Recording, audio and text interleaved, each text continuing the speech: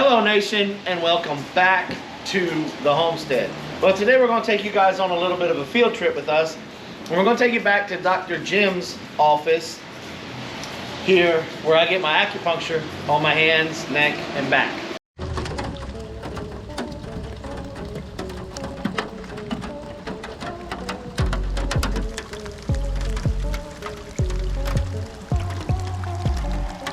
So today is really a nasty day outside. It's raining and all that moisture in the air is really getting into my hips, my back, my neck, my hands. And so I got to get in there and let Jim fix things up for me. How you doing? Right in here. Okay. Where it still bothers me. Okay. Alright. On both of them. Okay. So, he's been having trouble with his hands. And, you know, it's been a little bit of arthritis. A little bit of Arthur. So what we're doing here is we're going with these little bitty ones. These little pink handled inch needles, but we're not going to go the whole inch. So we're going in about maybe a quarter to sometimes a half, but we're going on top of the knuckle and the bottom of the knuckle. You know, and so we're just trying to kind of get in the joint where there's inflammation. And, you know, by getting in here with these little needles, it's actually promoting some blood flow. And when we get the blood to flow into the context of the joint, then the little nerves that are inflamed, they get nourished with some fresh blood, and therefore those nerves that are throwing out pain signals, they start to reduce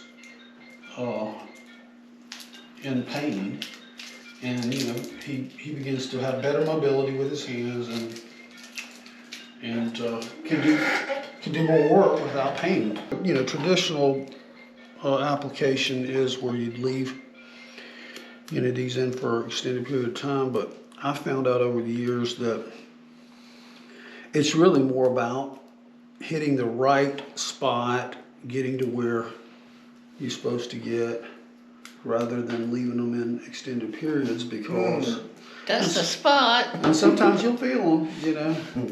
Sometimes you feel them, but he seems to do better with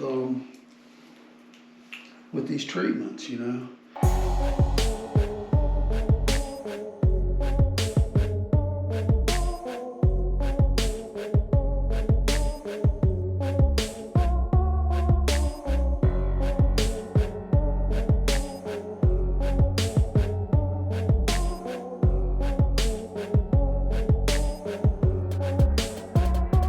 Now we're going to do his neck.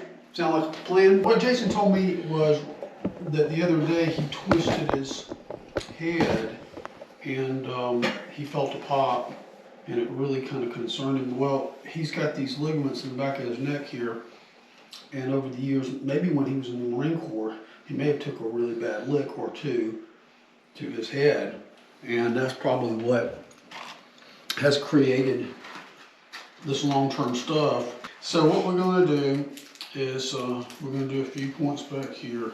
We're going to do one here on top of his trap. Another one on the top of his trap. And then we're going to do these little occipital ones here. We're using a little electrical stem here, and I'm touching him, and I'm actually putting a little current and actually shocking this part of the muscle. So it's like almost like a TENS? It is a TENS, and you can see his, Let's see it, yeah. Now, if I do not touch him, It won't. it ain't gonna work, because I'm actually grounded myself to Jason, and I am a part of The this current. circuit. Yeah. That's electrical really circuit. cool. Isn't that cool? Look at that. So that's what we're doing here, just shocking his trap here. Let's see right here, we're just shocking him. And that's it. And this thing can run, what does this thing run? As high as 6 volts. So that's an old tractor. Yeah. Or half a car battery or whatever. So You know, but yeah, he's done good with that. And so then what we'll do here, by virtue of me just run these, 4 little needles, it makes it much easier for me to kind of loosen him up. Because if I didn't put those needles in, it would take me forever, because he's a big, strong guy, and these are really tight muscles. But guess what? Since I was able to do that, it just makes my job doing this, and it would make a massage therapist's job much easier. Yeah. To do this type of stuff.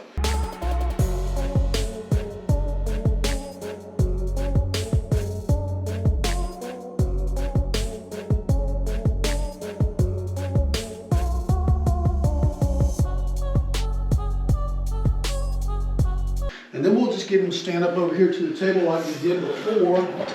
Of course, we're going to get into the sacroiliac joint, which that joint has everything to do with your hips, how they go forward and backward. And then with Jason, that joint has gotten gunked up over the years. Yeah, and you need to hit it hard, especially this one. Mm-hmm. So what we do with that, you really kind of, all right, you see, let's be honest, you see the butt crack here. Right. All right, so you go a little lateral to that.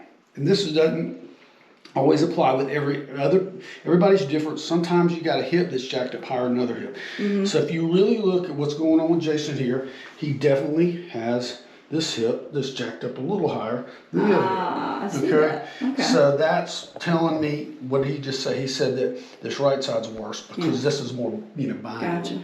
So what we're going to do is we're going to flip, and we're going to drop at an angle going down towards the pelvis, right on into the sacroiliac joint. And what that does is and once that spasm breaks up, it nips the sciatic nerve. That's why he feels the electrical feeling run all the way down his leg.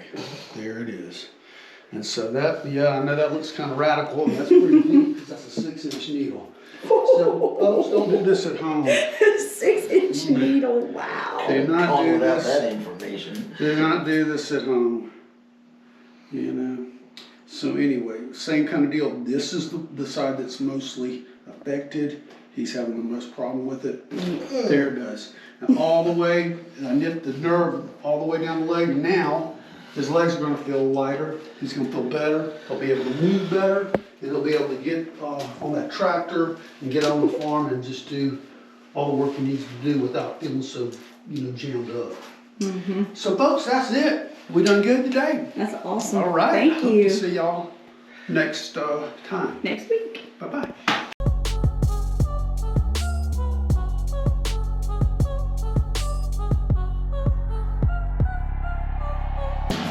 Well, there we go.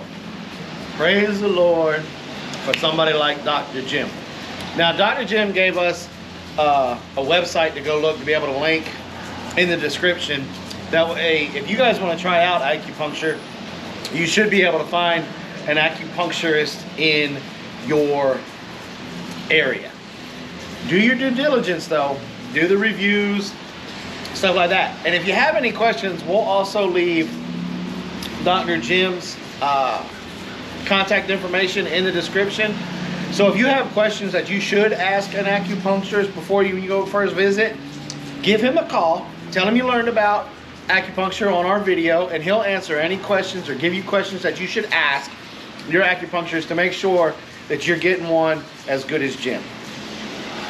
Thanks for coming by the Big Bear Homestead. God bless, and have a nice day.